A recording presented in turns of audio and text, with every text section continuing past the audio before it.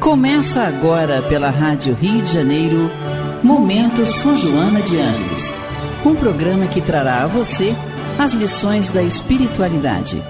Produção e apresentação, Maria de Fátima Miranda. Amigos ouvintes da Rádio Rio de Janeiro, que Jesus nos conduza, estamos de volta para o nosso encontro semanal, estudando a obra da Dona Joana de Ângeles, não é? Hoje na companhia de Renato Souza e do Agênere, que a qualquer momento, quem sabe, passa por aqui. Porque ele está em reunião. Hoje a gente tem que dar consideração, né, Renato? Ele está em reunião. Com certeza. Olha só, nós estamos estudando o livro Plenitude. Uhum. E no capítulo 8, onde a Joana, ela vai falar sobre caminhos para a saúde. Eu costumo numerar os meus parágrafos. Nós estamos iniciando hoje no 24º parágrafo. Ok. E o Renato vai fazer a leitura. Vamos lá? Então, Dona Joana diz assim: querer retamente propõe métodos compatíveis com os objetivos da crença anelada.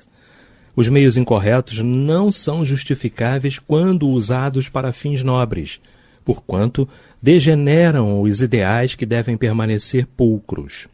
Sem o uso dos meios correspondentes, as realizações perdem a qualidade de que se devem revestir. As supostas facilidades muito aneladas pelas criaturas são uma forma de evitar os meios hábeis, complexos às vezes, que compõem o quadro do querer de maneira elevada. Interessante que ela fala esse querer de maneira elevada. É como se chamasse a nossa atenção para o que é necessário, não para o supérfluo. Sim. Foi assim que eu entendi. É por isso que no início do parágrafo, olha só, querer retamente. Exato. Né? Porque o que é querer retamente? Nós sofremos muito em nossa vida porque às vezes não sabemos definir o nosso objetivo. Todos nós devemos ter um objetivo na vida, porque ninguém reencarna de forma a dar pancada no vento. Não é?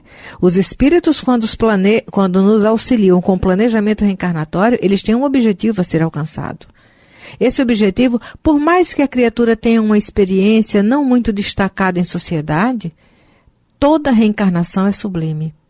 Tem um objetivo nobre. É a maturidade e um socorro para aquele espírito, aquele indivíduo que está ali. Então, quando ela fala querer retamente, propõe métodos compatíveis com os objetivos da crença anelada. O que é que você busca? Qual é seu desejo? Qual é seu propósito? Né? Não é? Porque quando você tem um objetivo, aí você vai traçar roteiro. Você tem o objetivo de um dia casar, ter filhos e ser feliz. Então, qual é o primeiro passo?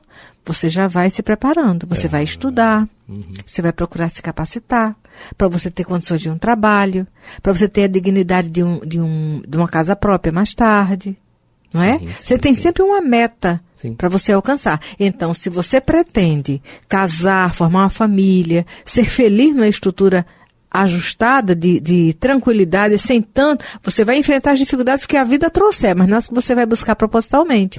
Então, olha só, esse é o meu desejo. Aí quando eu chego, eu quero estudar, eu estudo, mas na hora da aula, em vez de eu me preparar, eu vou colar. Eu já não estou me capacitando. Perfeito. Colar na prova já me distancia da meta. Exato. Não é? Mas aí eu presto atenção. Aí eu quero um trabalho. Eu consigo trabalho. Mas aí no trabalho, eu me junto com a turma de trabalho, na balada, eu vou experimentar cocaína, K9 e outras coisas. Eu já estou me distanciando do objetivo, de ter uma sobriedade, para oferecer a tranquilidade de um lar, de um abrigo e uma família. Perfeito. Então é isso que ela fala, querer retamente vai exigir de nós essa maturidade para selecionar recursos para o alcance da proposta. Perfeito. Ela continua: não que as realizações mais fáceis signifiquem desvio de meta. Elas ocorrem a miúde, como é natural, não devendo tornar-se regra geral, que desencorajem as demais, que proponham esforço, persistência e sacrifício. Interessante, Renato, porque quando ela fala que isso aqui vai acontecer e de forma miúde, mas que não é uma coisa planejada. Sim. É por isso que é esporádico. Sim. Ela vai acontecer em situações por conta da nossa invigilância. Até porque muitas outras situações vão acontecendo que envolve aquilo, e isso aqui eu não estava esperando, não fazia parte, porque você não pensou naquilo, mas aquilo veio. Veio porque fazia parte do conjunto, né? Mas e por que Deus permitiu? Para você ficar amadurecido. É a mesma questão muito ligada a todo o bem que você pode fazer, né? Todo bem que você pode realizar, que esteja ao seu alcance, né? Não é você também se violentar, não é isso, mas é o que está ao seu alcance. Você fez, continua fazendo, então você vai receber também de volta, e você fica surpreso às vezes. Poxa, as coisas estão caminhando. Sim, porque você se dedicou dentro das suas possibilidades a fazer o que você poderia fazer. Né? O objetivo é sairmos desse estado de inércia. Eu quero, mas eu não me movimento. Eu quero, mas não dou o primeiro passo. E no querer buscar, eu lembro de um amigo que ele falava para mim assim: Miranda, na sua meta você não pode esquecer qual é a parte de Deus, qual é a parte de Jesus. Aí ele saía dizendo assim, você vai observar, olha, eu quero ajudar, mas nesse departamento não sou eu quem decide, é Deus. Então essa é a parte de Deus. Essa é a parte de Jesus. Essa é a parte do presidente da República, essa do governador, essa do prefeito, e essa na rua Silva Gomes, tal. Essa é a minha parte. Entendeu? Para que a gente, porque aí tem gente que fica frustrado, desanimado, deprimido, porque quer fazer aquilo que é de Deus. Como é que você vai fazer o que é de Deus? Não tem como, perfeito mesmo, perfeito. Perfeito, exatamente. E ela continua, quem elege a montanha não evita a ascensão difícil, porquanto faz parte da aspiração que se sustenta interiormente. O ato de querer torna menos ásperos os desafios e as dificuldades. Querendo retamente difundir a mensagem de Jesus, Paulo aplicou os mais desgastantes esforços, padecendo enfermidades, abandono, apedrejamento e quase morte, afirmando confiante, ai de mim, se não pregar o Evangelho, vivendo com sacrifício o ideal que o abrasava. Pois é, né? Porque cada um de nós tem um chamado. Sim, e é importante você despertar para isso ao longo da sua caminhada. Sim. Muitas vezes, em várias situações, porque a gente diz assim, nossa, tem coisas que só acontecem uma vez. Olha, até tem, né? Oportunidades que só aparecem uma vez, até tem. Mas lá na frente, Deus é tão maravilhoso, é tão bom, é tão, nossa, que magnânimo, é tão Deus, que Ele vai te proporcionar uma outra oportunidade, não é? De você retomar, de você continuar, de você recomeçar sempre. É só a gente abrir os olhos todo dia de manhã. Porque poxa, olha são só. Ciclos, né? É a roda de Sansara. Sim. Que está lá na reencarnação e está na encarnação, voltando aos pontos necessários. Sim, perfeito. Porque nem tudo está perdido, não. Olha, a oportunidade já veio, já foi. Não. Virão outras. E sempre, nossa, inumeráveis, né? Oportunidades. Aí vale ficar aquela reflexão. A oportunidade que veio e eu não aproveitei, por que eu não aproveitei? E aí você já vai se capacitar para desenvolver a expertise de na outra oportunidade você não mais deixar passar. Sim, com certeza. E ela diz assim, a preservação do querer com retidão rechaça as propostas ignóbeis, mesmo quando se apresentam como fórmulas salvacionistas solucionadoras. Algo interessante aqui que está nas entrelinhas, que é a questão do viver um dia de cada vez. Sim. Se eu tenho um trabalho para ser realizado hoje, vamos focar no hoje. Não adianta eu ficar preocupado com a palestra que eu vou fazer sexta-feira, e é um tema lá, né, um tema diferente dos temas que serão abordados hoje, mas eu preciso focar naquilo que é de hoje. Evidentemente que você vai se preparando, você já deu uma olhada, você já sabe o título, mas a tua entrega maior... Teu envolvimento... Isso, maior é quando chegar, né, perto do momento aí, de realizar na véspera. Aí o que acontece? Não sei se acontece contigo. A pessoa falou, tal dia, tal tema. Aí eu começo a refletir aquele tema. Eu estou fazendo uma coisa, aí de vez em quando... Aí vem uma anotação. Isso. Porque no dia que eu vou somar tudo, aquelas anotações são insightzinhos que os espíritos passam. Perfeito. Não é? Agora, nessa proposta ignóbil, eu fiquei lembrando do seguinte. Quando ela diz... a preservação do querer com retidão rechaça as propostas ignóbeis, mesmo quando se apresentam como fórmulas salvacionistas, solucionadoras. Aí aqui a gente lembra daquele adágio popular: os fins justificam os meios. Sim. Não, os fins não justificam os meios, porque senão você vai encontrar essas propostas ignóbeis e elas vão tirar você do senso moral crítico. Com certeza. Não é? Tem que refletir, né? Os fins não justificam os meios, porque senão eu não vou ter ética. Eu vou abraçar qualquer proposta salvacionista, aparentemente solucionadora. E a questão de opção. Você tem sempre a opção de fazer diferente. Não é? Senão você está destinado a fazer somente aquilo, não. É a mesma coisa que a gente falou do bem e do mal, né? Você pode escolher. Você faz ou não faz. Então, você vai só para esse é o livre-arbítrio. Exatamente. E às vezes você deixa de fazer ou faz errado para agradar. Até que nós vamos amadurecendo e vendo. Ninguém reencarnou para desagradar. Mas nem Jesus teve essa proposta de agradar ninguém. Ele teve fidelidade ao Pai. Foi, com certeza. Ela diz assim: o que não tem a chancela da retidão desmerece a qualidade da ação. Jesus sempre quis retamente e sempre assim agiu, tornando a sua mensagem uma luz inapagável, a varar os séculos, superando desfigurações, interpolações e adulterações lamentáveis. É uma questão importante, né? Sim. Você pegar o ensinamento e adulterar ele, no sentido de você alterar. Na conveniência, né? De acordo com o que você pensa, com que não é assim. Não é? Para isso, a própria doutrina espírita, ela é completa no que você deve fazer. E quando ele diz pra gente, quando ele resume todos os mandamentos e diz: olha, amar, tá bom, tá difícil, então tá bom, faz assim, ó, ama a Deus sobre todas as coisas e ao próximo como a ti mesmo. Ele não disse tão somente ama a Deus, não é? E ao próximo. Não, ele diz como a ti mesmo. Sim. Então ele manda você cuidar de você. Porque você não vai poder ter referência boa. Exato, né? Não, o que você fez a vida inteira? Eu fiquei cuidando do outro. E você? Né? Olha, amar a Deus acima de todas as coisas e ao próximo como a ti mesmo. Olha, não é você amar a Deus, ao próximo como Deus ama, porque você não consegue amar como Deus ama. Não dá. Mas você precisa priorizar Deus na sua vida para se amar verdadeiramente e aí ter algo a oferecer ao outro. Sim, conseguir fazer alguma coisa, né? Sem dúvida, senão você não consegue, com certeza. Ela continua: quando se quer crer retamente, fala-se com a mesma qualidade de intenção, e essas palavras, conforme se refere o Evangelho, exteriorizam o de que está cheio o coração. Indispensável, portanto, a vivência íntima das aspirações superiores, a fim de que a música da palavra traduza-as para exterior retamente.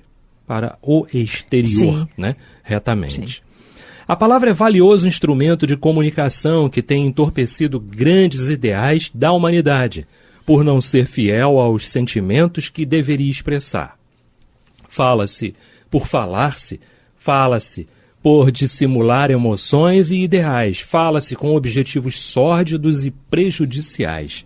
Interessante, pois né? Usamos esse poder que nós temos. Primeiro ela fala da coerência, não é? Dessa coerência.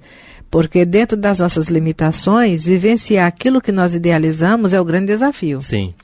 E você vai perceber, o ouvinte também, que quando você foca no chamado do Cristo e procura se ajustar na resposta ao Cristo, nas suas ações, você começa a incomodar.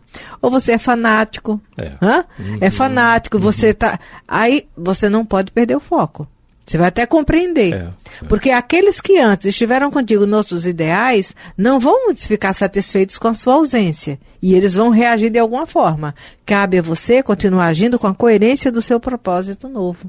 Sim. A palavra que liberta igualmente faz-se meio de escravidão. Por isso, a arte de falar impõe requisitos que são essenciais para expressar-se retamente. Deve-se pôr na palavra a discrição que sabe como e quando falar, evitando gerar constrangimento e amargura. Não faltam no mundo acusadores e pauladores, né? Da inutilidade. das ideias vazias de conteúdo, de ironias e sentidos dúbios. Eles inquietam, e anatematizam, infelicitam e desajustam, dominados por idealismos falsos e paixões inferiores. O falar retamente fomenta o progresso, desenvolvendo as aspirações que se exteriorizam em ideais em liberdade e amor, impulsionando as criaturas para a frente e para o bem. Falando retamente, Sócrates desenvolveu a filosofia, elevando-a às cumeadas e dignificando os princípios éticos e morais que ainda constituem base ao idealismo e ao espiritualismo. Então, esse falar retamente aqui significa ser produtivo no bem. Exato. Não utilizar-se de palavras vazias, não é? Porque aí é que você verifica a enfermidade, né? Moral, a enfermidade do coração, né? Das palavras soltas, palavras que não... Aí torna-se leviano. Exato. Né? Ela diz assim: as boas palavras enrijecem o caráter, dulcificam o coração e iluminam a vida. As más entorpecem os sentimentos, deformam a conduta e matam os ideais de enobrecimento. Crer, querer e falar retamente produzem uma vibração de paz que fomenta a saúde, alterando o comportamento emocional, que refaz o equilíbrio da energia, modificando o campo no qual se instalam as enfermidades. São, inevitavelmente, caminhos para uma existência saudável. Logo, surge o momento da ação, que equivale à diretriz do operar retamente. Os requisitos anteriores alcançam o seu momento máximo na ação, sem o que deixam de influenciar como necessário o comportamento que retrata a realidade íntima da pessoa. A retidão impõe-se em todos os passos da existência humana. É uma necessidade, né? Sim. Você ser reto, né? Sim. E essa coerência não é conquista fácil, não. Não. Porque nós temos o ideal. Está em nossa casa mental, nosso pensamento. Mas a nossa emoção ainda traz o caudal das nossas paixões. Então, ajustar esse sentimento ao ideal nobre que a razão já nos aponta é a luta diária de cada um de nós. Exato. Um coração tranquilo é resultado de uma conduta reta e, por consequência, fator basilar para uma consciência de paz. Interdependem-se, portanto, esses elementos para uma vida feliz, desde que olhar-se para trás, sem remorsos, agir-se sem medo, face aos sentimentos enobrecidos, produzem um estado de paz que nada perturba, porque é enraizada na maneira de operar, conduzindo a caminhada retamente. O mundo progrediu sempre graças àqueles que agem com retidão. Os seus exemplos de dedicação às causas dignificadoras tornaram-se a base do processo de engrandecimento da vida e das demais criaturas. Conscientes das suas responsabilidades, não temeram as perseguições, as lutas ásperas, os sacrifícios, nem mesmo o holocausto, quando este se fazia necessário, desde que permanecesse impoluto o ideal que sustentavam. Sabiam que a morte do corpo não destrói a ideia grandiosa e que é no sangue do martirológio que a semente da verdade germina, a fim de poder frondejar mais tarde, abençoando com flores e frutos. Aqui interessante, Renato, fazermos uma reflexão, porque ela falou para nós, não é? Que o mundo progrediu sempre graças àqueles que agem com retidão. Sim. Os seus exemplos de dedicação às causas dignificadoras tornaram-se a base do processo de engrandecimento da vida e das demais criaturas. Aí ela vai dizendo que, conscientes da sua responsabilidade, não temeram perseguições, lutas ásperas e sacrifícios. E aqui fica uma reflexão. A sociedade que nós compomos hoje, as crianças, os adolescentes, os jovens, eles estão se mirando em quais exemplos? Porque nós tivemos referências sóbrias, não é? Aquela música Meus Heróis Morreram de Overdose é muito poético, mas na minha vida não foi real. Os meus heróis não morreram de overdose. Exato. De jeito nenhum. A menos que seja overdose de amor. É. Entendeu? A Sim, menos que seja overdose de amor. Mas overdose de amor nunca vai ser demais. Né? O amor nunca vai ser demais. Não, claro. Porque o limite do amor é o amor sem limite. Aí nós ficamos refletindo. Essa sociedade que nós compomos hoje. Quais são essas referências de sobriedade que eles têm para enfrentarem qualquer perseguição, para enfrentarem lutas ásperas e sacrifícios? Qual é o conteúdo? Eu lembro do senhor Haroldo Dutra, quando ele está fazendo suas exposições, ele fala daqueles que são Nutella e os que são raiz. Né? Porque eu lembro na minha época de infância, Jesus, nós colocávamos apelido no outro, fazíamos farra, chegava em casa chateado, daqui a pouco estava de beicinho, daqui a pouco estava tudo bem. Mas agora, você coloca o psiquismo da criatura numa redoma que ele não tem força para enfrentar a intempérie. Eu fico lembrando do Pequeno Príncipe, com a florzinha que ele foi lá e colocou a redoma de vidro para que ela não ficasse exposta aos ventos naquele planeta, não é? Sim. Que se você pegar essa redoma de vidro com a intenção de proteger, de guardar, ela momentaneamente ela é útil. Mas se você deixar sempre numa redoma, ela não vai ter força. Porque o que fortalece a raiz de qualquer plantinha são as tempestades. Exato, perfeito. Isso aí, com certeza. Referência, né? É referência. Qual é a referência que você tem hoje, né? Diante de tantas situações difíceis, de tantas coisas que a gente vê acontecer. E essa referência, ela parte da sua casa, dos seus pais. Estava pensando nisso, vai falando. Comportamento. Então, se o filho vê um pai e uma mãe, por exemplo, não é? Embarcando no BRT, pelos meios ali de pular a plataforma, qual é a referência que esse filho tem? Sim. E muitas vezes a gente vê pelas ruas, né? Eles sendo colocados pelos próprios pais, né? A gente vê essas situações, sim. Então é uma referência, que é algo que a gente precisa pensar, né? Como é que você vai resistir à luta de procurar um emprego, de ter dignidade, não é? De ser respeitado. Que tipo de cidadão você está formando? Exato, né? Se você usa esses recursos. Exato. Porque aqueles que em sociedade você reclama passaram por esse processo. Perfeito. Exatamente. Dá tempo para mais um parágrafo, Miranda. Vamos lá. Então, como se medem a grandeza ou pequenez das criaturas graças aos ideais que possuem? É na ação que se avalia a excelência das suas aspirações, pois que aí, ao operá-las, trazê-las ao mundo, o objetivo é que elas experimentam a intensidade dos fornos onde são lançadas antes de se tornarem realidade. Isso é quem estava falando. Exatamente. Está acabando, Miranda. O tempo está acabando.